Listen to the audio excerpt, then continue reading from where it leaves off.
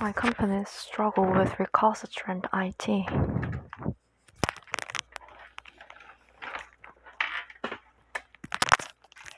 It is supposed to be the Tesla killer.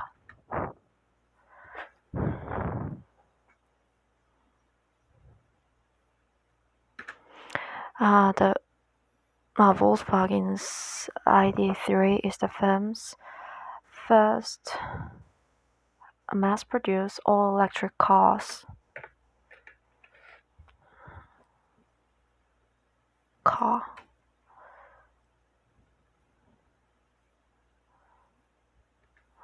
And the first step in the German car maker's attempts to reinvent itself for an electrified world.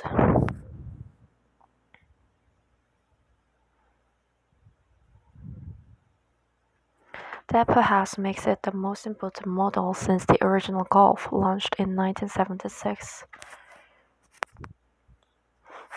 The ID.3 is also late. Mechanically, the car is hunky-dory.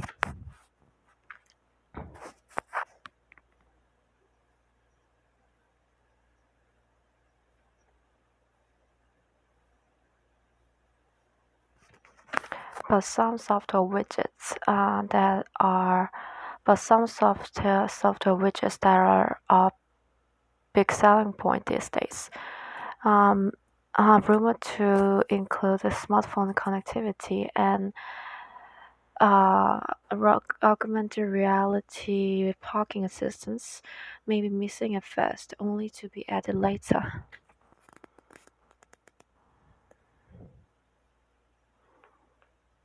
Originally set for this summer, the launch has been pushed back until at least September.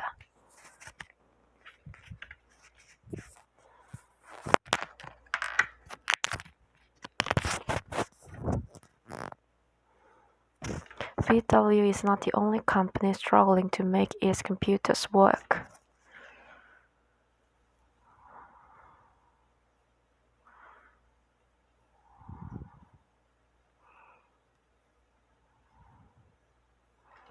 Last year, British banks were hauled over the coals by regulators for online outages and botched IT upgrades that left millions of customers unable to make or receive payments. Some problems are much more serious.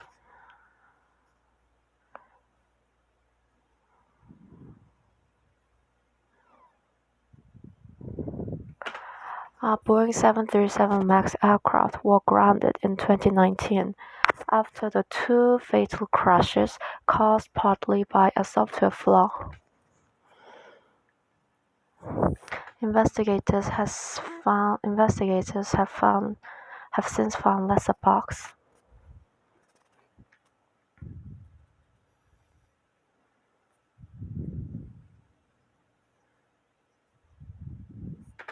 Airlines are now advised to turn the plane off and on again every 51 days to stop its computers displaying false data in mid-flight.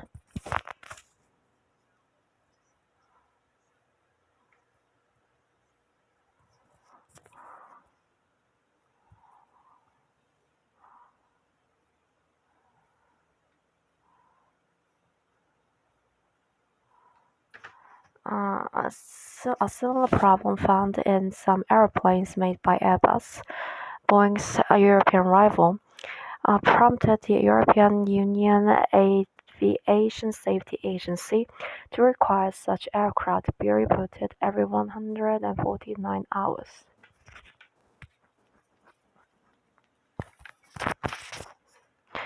Blame for companies' IT woes often end up in the boardroom. Sometimes that is fair.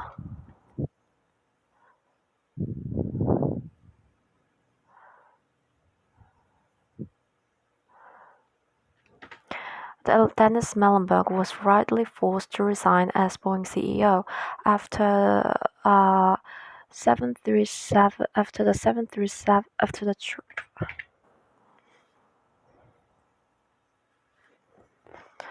Dennis Muilenburg was rightly forced to resign as Boeing CEO after the tragic 737 MAX disasters.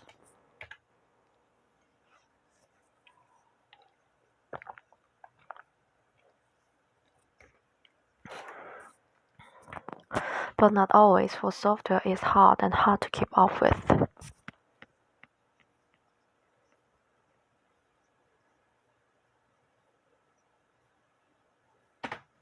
And the employees expected to produce this are often the products of a discipline that is in many ways oddly pre-modern.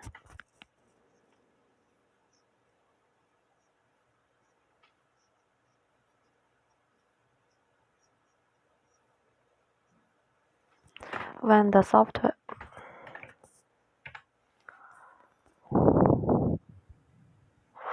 software is eating the world, Silicon Valley is big for a situation where most firms, to a greater or lesser extent, software companies, that matters.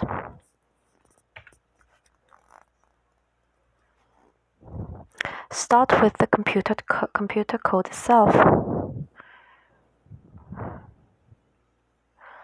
Programming requires a mix of hyperliteralness and creativity.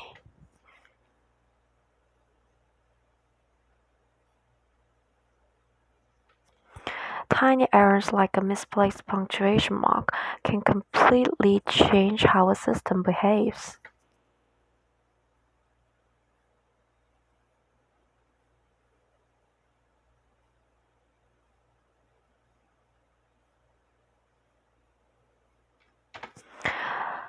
An industry rule of thumb is that depending on how carefully they work, programmers make between 0.5 and 50 errors in every 100 lines of code they write.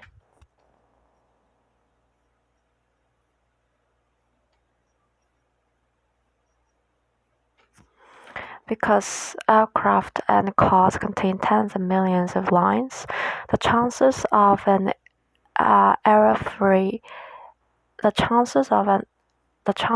error-free system are in fact zero.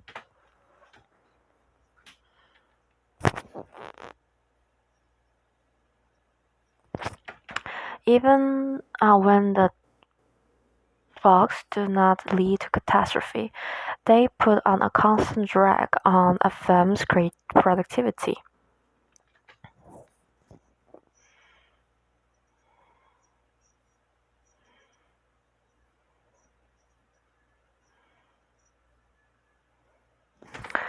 A survey commissioned by Stripe, a digital payments processor, suggested that the average developer spends 21 hours a week fixing old or bad code.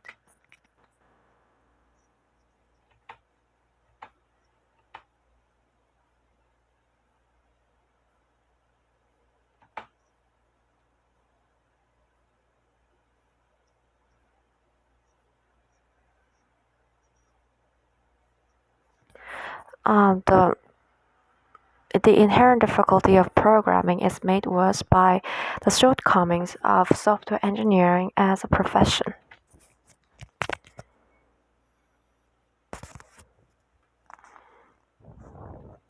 These are laid out in a book.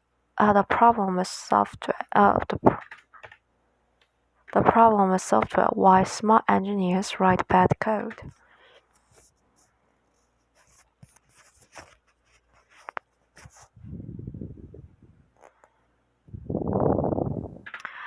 The author, Adam Barr, spent 20 years as a developer for Microsoft, a software giant.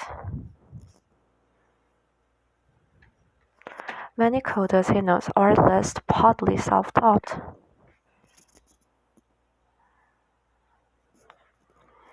That leads to bad habits which software engineering courses fail to correct.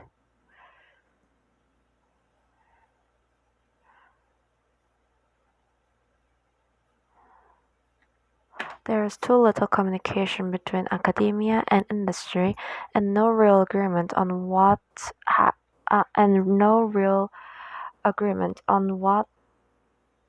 to teach and what habits to instill.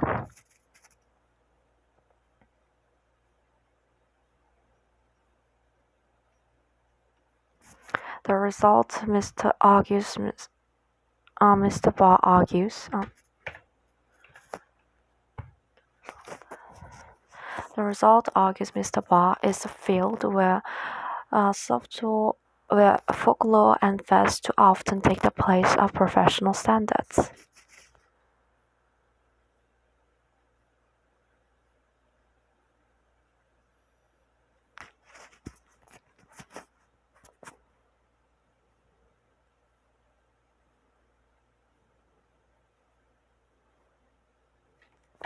To illustrate the field's shaky foundations, Mr. Barr points to the practice, popular with technology firms like Google or Apple, of giving job candidates a programming problem to solve on a whiteboard.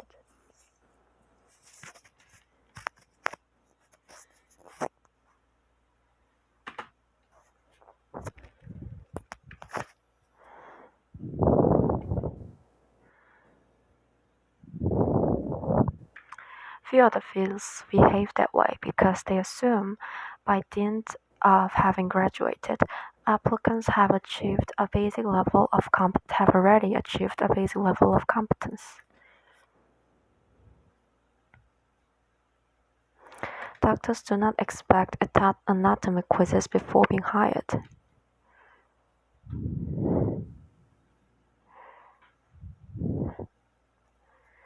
Mechanical engineers are not required to jot down Newton's laws of motion to prove their bona fides.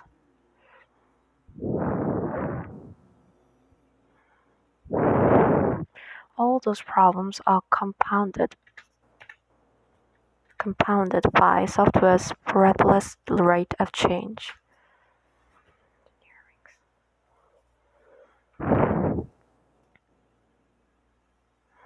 Even when a system works, it rapidly becomes obsolete.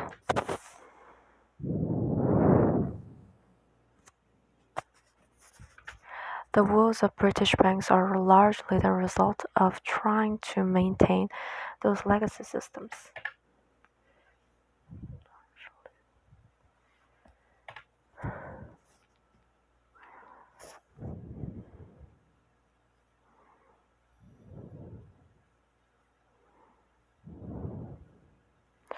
Written by long departed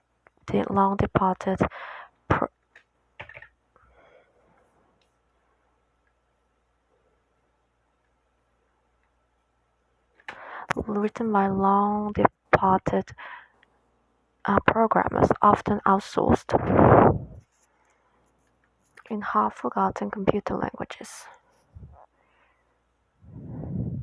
To satisfy criteria no one can quite remember.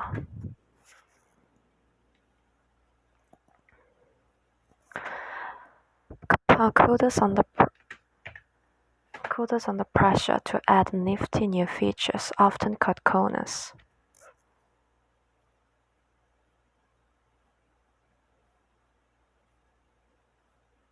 Storing up problems for the ever less distant future.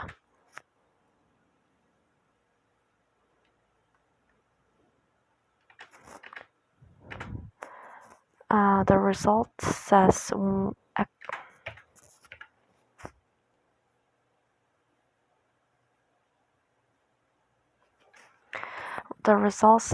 one expert with decades of experience,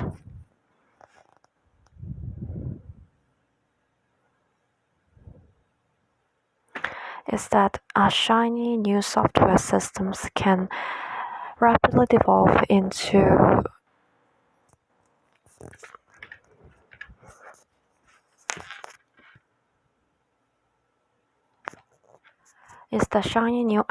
IT systems can rapidly devolve into rickety, half-understood contraptions. held together with gaffer tape and a prayer. Eventually, the costs become too great to ignore, and companies must upgrade their systems. But that is the moment of maximum danger.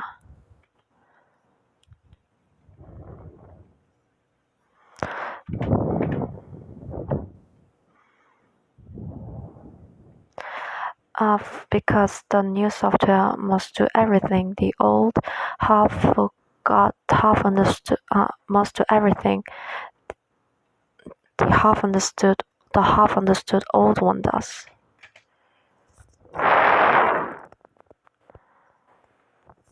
For the new software must do everything that the half-understood old one does, and more. It is, to repeat a common but opposite analogy,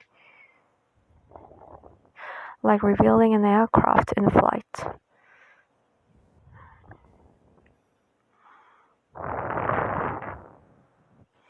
VW is doing its best to iron out the kinks with the ID.3's snazzy features.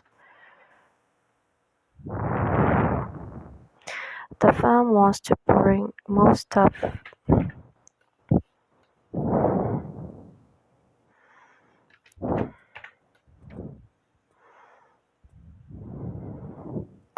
The firm wants to bring most software development back in-house.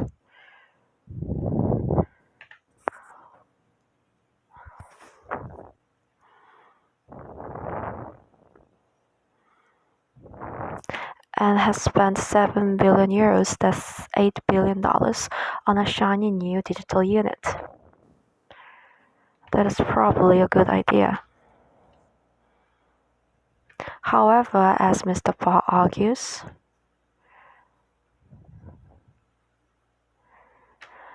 the structural problem with writing code means spending money on it.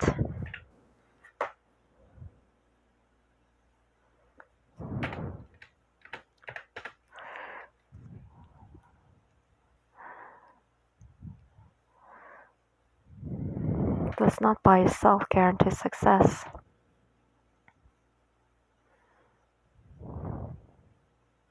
One great advantage possessed by startups like Tesla and Monzo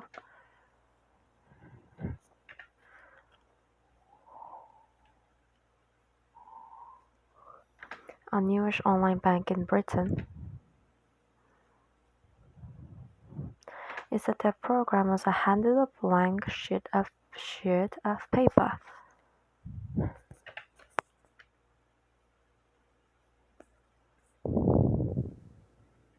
With no legacy systems to maintain, and fewer old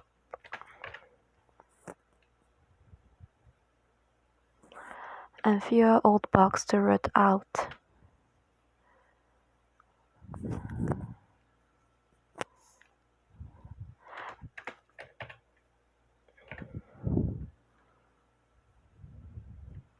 The software is more robust,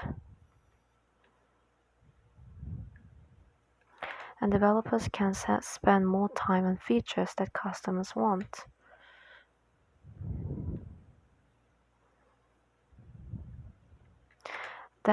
If that is called comfort,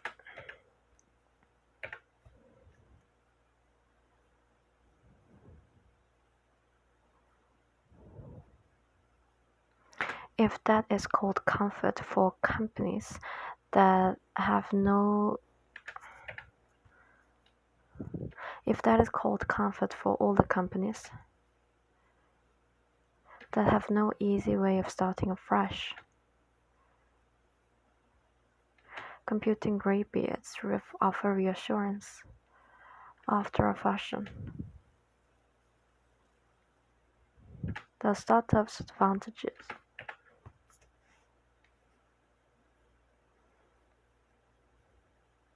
The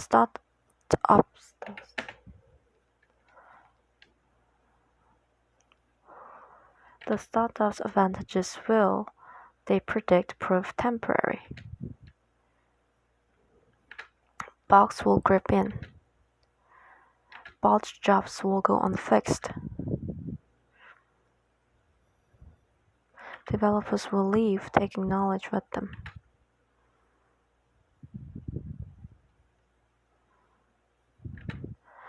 Today's feisty usurpers will become tomorrow's clumsy incumbents, held back by their antiquated, unreliable IT, and ripe for disruption in turn.